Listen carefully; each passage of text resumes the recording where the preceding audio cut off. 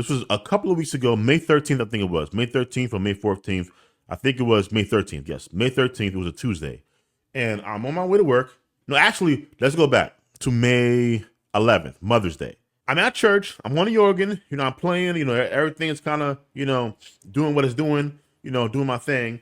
And we get to like around maybe tithes and offering, right? And for those of you that don't go to church or don't go to a Baptist church, tithes and offering, that's like a midpoint of the service, kind of where everyone gets up and they walk around and they put their money in the basket, and the musicians are playing music so people can walk down and do their thing. And so I'm on the organ and I'm playing, and I'm starting to feel like it is very difficult for me to breathe. Like playing the organ, doing my thing, I'm sitting there like, okay, it's getting hard for me to breathe. I'm trying to do my breathing things, breathe in, through your nostrils 4 times, breathe out slowly, but I have to play. So I can't stop playing. I'm playing. I'm the people are going around doing tithes and offering. I'm breathing, but I'm starting to panic. I'm like, oh shit, I can't breathe. There was a brief moment, like maybe 2, 3, 4 seconds, where I like hiccup a little bit and stop playing to try to catch my breath and start again. I felt like I was about to, have a full blown, oh my God, I can't breathe, get the ambulance. But I made it through tithes and offering. And after tithes and offering, they do announcements and whatever. And so there's the pre-sermonic selection, right? Now, by this point, I'm really struggling. I remember leaning back, like hunching up, leaning back, and playing like this almost. Because it was the only position that I found that I could breathe and I didn't feel like I was going to pass out. I have not looked at the video from that service, the church that I used to play for. They record their services and, I can see myself on the organ. I have yet to go back to that service just because I don't want that in my mind. But I remember saying, yo, what the hell is going on? Eventually, I made it through service, but that was in the back of my mind like, wow, like, okay, that snuck up on me while I was just playing the organ. So that was May 11th, Mother's Day. So Tuesday, which was May 13th, I'm on my way to work, and I'm riding the train, and I'm sitting down. I have my umbrella at the time, and I'm just sitting there on the train like I do every morning. And again, I kind of live in like a constant state of feeling like I'm not getting enough air sometimes, but it's manageable where I can go to work. I can, like I don't have those problems where I can't kind of, go to work, whatever, or whatever, or it's so bad that I feel like, oh my God, I'm about to pass out 24/7. It's not that bad 24/7, but I'm on the train going to work and, sitting down, and I feel like this, it's difficult for me to breathe. So I'm like, repositioning myself, leaning forward, get off the train. I'm still not feeling that great. I get on the bus on my way to work and I'm still not feeling great. And so by the time I get to work, I go immediately to my office and I'm like, I tell my supervisor, hey, I'm checking myself in to urgent care. I'm having trouble breathing. Right. And he, of course, he was so cool and kind. He walked me to the emergency room. I work near the hospital. Look at God. Get into the emergency room. I explain what's going on. They run a couple of tests. They do x-rays of my lungs and whatnot. And, yada, yada, yada. And I was in there for like a good 4 or 5 hours, by the way. Once they realize that you ain't dying, you're not having a heart attack, you can expect to be in the emergency room for a long ass time. But they did x-rays of my lungs and they did an EKG on my heart. They did an echo on my heart. And they're saying like, you know what? We don't really kind of see, your lungs look fine. We don't see anything really that's wrong. The echo doesn't show any inflammation around your heart, but some of what you're describing as far as feeling relief when you kind of lean forward to breathe, it is kind of, we see people who have inflammation around the heart, they describe feeling relief kind of like you are. So just in case, we're going to subscribe you with 600 milligrams of ibuprofen for you to take for inflammation. Again, we don't see anything, but as like a precaution, as a just in case, here you go. Boom. Cool. So I get home, I take the medication. They give me a note saying, hey, go home for the day. Take the next day off. So I go home that day. I take Wednesday off. I'm at home taking the medication, and I go to work on Thursday. I work an entire shift on Thursday, right? Like a normal person. On Fridays I open up. So I go to open on Friday. Here's where things get a little bit, rough, right? Friday, I'm walking to the train and I'm noticing that in my left eye it's a little bit blurry. Like when you wake up in the morning and sometimes like your vision's a little bit blurry, so like you blink a little bit, or you rub your eye, and then you're fine. It was like that, except no matter how much I rub my eye or blunt, or did some blinking, it was still blurry. Get to work, open up. My plan was to wait until after work to kind of go to the emergency room. Around 8 o'clock, I called the emergency department. I'm like, hey, I was just there Tuesday, and they gave me 600 milligrams of ibuprofen, and I'm noticing that I have blurry vision in my left eye. Is this like a side effect of the medicine? Should I be worried? Right? I'm thinking worst case scenario, they'll tell me, hey, you know what? Yeah, it is like a side effect. You can stop taking the medication for now. Maybe go down to a lower dosage, right? I'm thinking it's not going to be a big deal. The person I spoke to, she said, no, this is not a side effect of, ibuprofen, 600 milligrams. You should come to the emergency room right now, right? Well, as soon as you can. So I get to my desk. I'll wait a little bit till like 8:30. I'm like, it can't be this dire. Maybe she's just been extreme. And I kind of, did some, put something to Chat GPT, say, hey, I have these symptoms. Should I go? And he's like, yeah, you should go to the emergency room immediately, right? So told my manager, hey, I gotta go. I go to the emergency room. I'm so parched. Go to the emergency room. Get there at the desk. We do like a basic exam, real quick. She has this eye, like the letters you read when you go to the eye doctor for like glasses. Because she had that on this little chart or this iPad, and she had me cover my eyes and read something. And I'm reading everything, and she's like, cool, you know what? Call it. Call stroke. And I'm like, immediately, a bunch of people come running out. I'm like, okay. They sit me down. They take my blood pressure. My blood pressure was like 191 over something. Later on, it will drop down to like 140 something. They took me from the main area. They took me to get there was a CAT scan of my brain or something like that, or an MRI on my brain. It was a lot, right? I was freaking out. I don't like being in those machines. Yeah, and it was MRI because they put fluid in me too. Like they strapped me down, like strap my head down, strap my chest down. You're in that thing. You go back, and it's this machine. Like you hear the noise. It's the most terrifying. If you're claustrophobic, when you go into an MRI machine, absolute terror. Eventually, I get out. Newsflash: I didn't have a stroke, right? Which again, I did not believe I had a stroke. Though they nurses and doctors, when they behave in a certain way, they can absolutely talk you into believing kind of the worst parts of yourself. Like, oh no, he had a stroke, but I was fine. It would turn out, an optometrist came to see me. He suspects that my CPAP machine was leaking and it caused my eye to dry out, which is why when I woke up, I had the blurry vision. And so, he prescribed me, some artificial tears.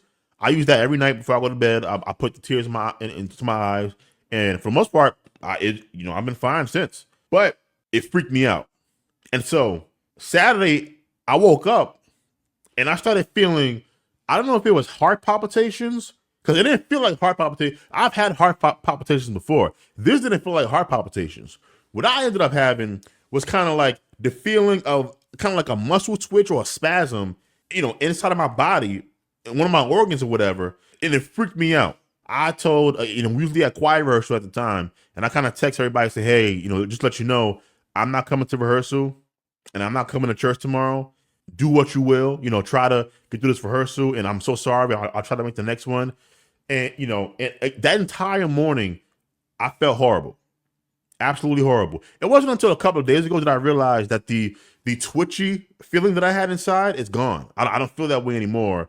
Whether it was heart palpitations that I felt on a different part of my body, which again, I still doubt that was the case. I think it was kind of like some type of muscle spasm somewhere inside, or an organ spasming, and it's kind of subsided as I've kind of, been, working out a little bit, make sure I'm hydrated more. Right. But I didn't go to church.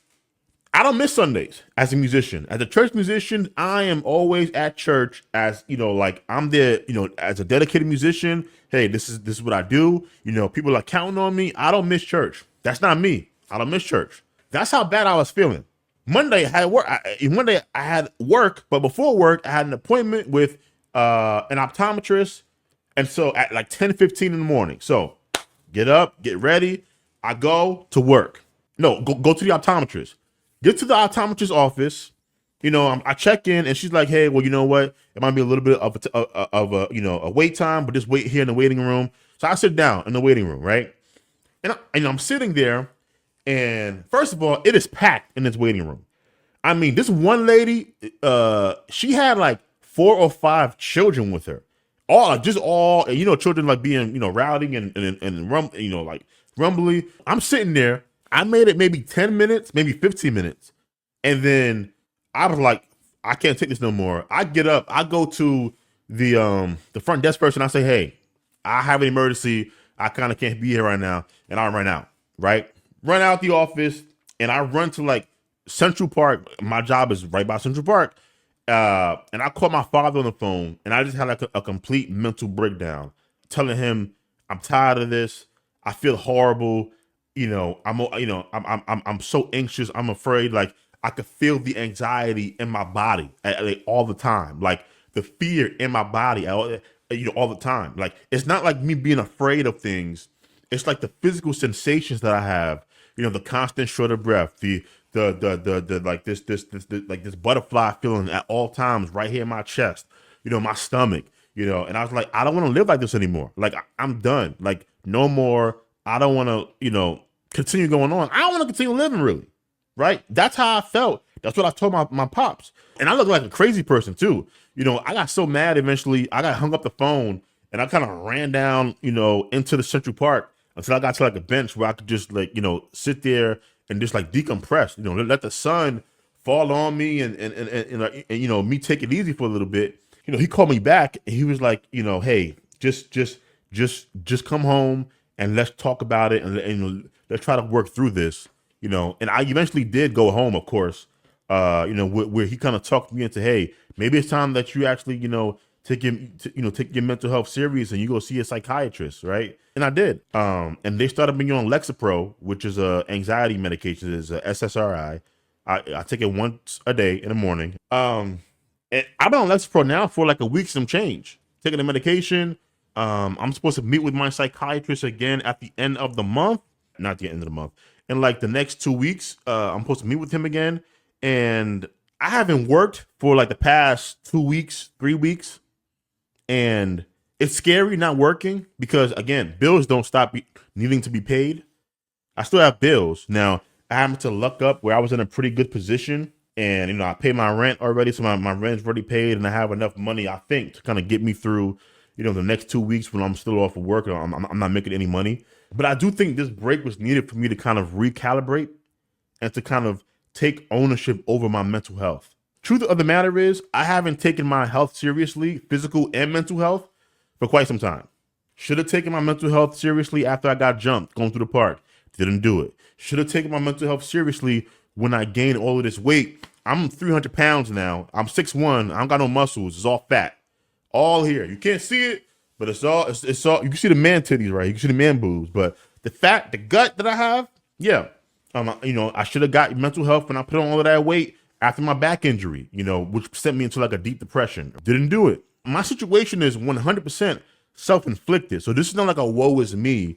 Of course, you feel you feel that way sometimes because you wonder like why, this had to be your problem, right? But everyone has their problem. And, for me, I've been trying my best to kind of navigate and get myself past this into like a healthier position. And this month off has kind of been, what I think I've needed to kind of set myself back on close to like a right path. I don't have to worry about the side effects of the medication being off of work, which I would have been worried about if I had to go to work, taking this medication. And trust me, it has had some side effects, right? Like, there's been days where I've gotten home or, even if I didn't go out, where I'm just like sitting on the couch at like 2:00 in the afternoon and I just remember waking up like 2 or 3 hours later, right? Like, because, drowsiness is one of the side effects early on. So I don't have to worry about that, right? It's giving me time to build good patterns of behavior as well. I'm cooking a lot more. Part of the reason why I gained so much weight one of the reasons is I'm an emotional eater, and I'm especially a depressed eater, right? Where I get sad, I get depressed, I just start stuffing my face. Just start eating, just start stuffing my face. Fried, unhealthy, snacks, chips, cakes, whatever you could think of that's unhealthy that you shouldn't be eating. I eat that stuff when I'm depressed, and I'm depressed in part because of life, but in part because I'm fat now. Fat titties. I don't look that good naked, and so if you don't, when you don't look that good naked, like I don't, and I have a big ass mirror in my bathroom, right? So I'm forced to see my fatness every morning, right? Every morning when I'm awake, I see my fatness. I get up, I go to the bathroom, I take off my clothes to get in the shower, and I'm forced to look at my body as I step into the shower naked. And I don't like it, which makes me more depressed, right? So, and I'm stuck in this loop. I'm fat, so I eat, so I get depressed. I'm depressed, so I eat. The eat makes me fat, which makes me depressed, and round and round and round the cycle goes. And that's how I've been for quite some time. So being home, I'm learning to cook now. I cook enough for me to make my immediate meal, and a little bit left over for me to make some lunch for the following day as well. Which once I start working again, I'm gonna kind of need to keep that up instead of lunchtime. Hey, let me take my behind and go down to like the food trucks and eat some stuff. Right. I've also been riding a stationary bike for I think 2 weeks and some change now, Monday through Friday. Make sure I get on it, every weekday. Ride it for like around 20 minutes, sometimes 30 minutes. Keep the heart rate between 95 beats per minute and 145. It recommended for me to stay in that range given my weight, and it's been good. I feel good. I feel when I'm riding the bike, I feel like I have no real problems. And so, and I read also that in 4 to 8 weeks that, cardio like that, it reduces anxiety by like 30%.